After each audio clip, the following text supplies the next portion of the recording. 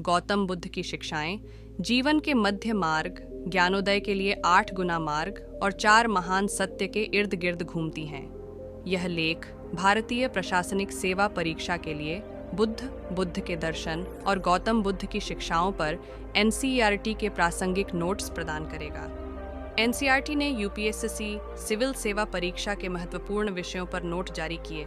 ये नोट अन्य प्रतियोगी परीक्षाओं जैसे बैंकिंग, पीओ, एसएससी, राज्य सिविल सेवा परीक्षा आदि के लिए भी उपयोगी होंगे।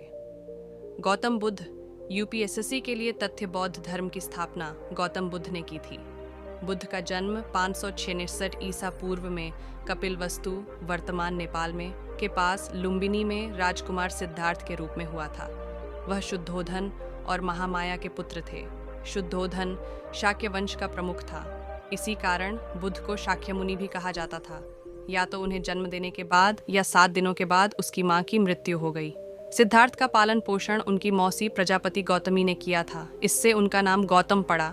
उनका विवाह यशोधरा से हुआ था और उनका एक पुत्र राहुला था। उन्होंने तपस्वी बनने के लिए 29 वर्ष की आयु में अपना घर छोड़ दिया। इस घटना को महाभिष्क्रमण कहते हैं। बुद्ध के मन में त्याग का विचार तब आया जब उन्होंने मनुष्य की 4 अलग अलग अवस्थाओं को देखा: बीमार आदमी, बूढ़ा, लाश और तपस्वी।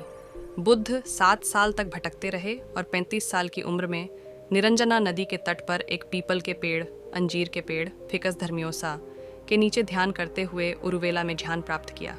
इस पेड़ को बोधि वृक्ष के रूप में जाना जाने लगा और यह स्थान बोध गया, बिहार में बन गया। उन्होंने अपना पहला उपदेश वाराणसी के पास सारनाथ में दिया था।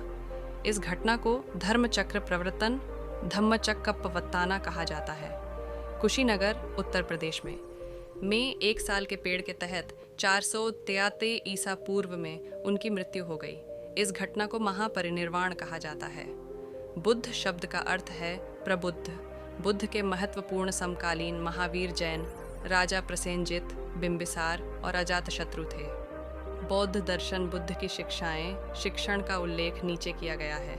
यह बीच का रास्ता सिखाता है जिसमें कृपा और सख्त संयम जैसे कठोर कदमों को त्यागना शामिल है।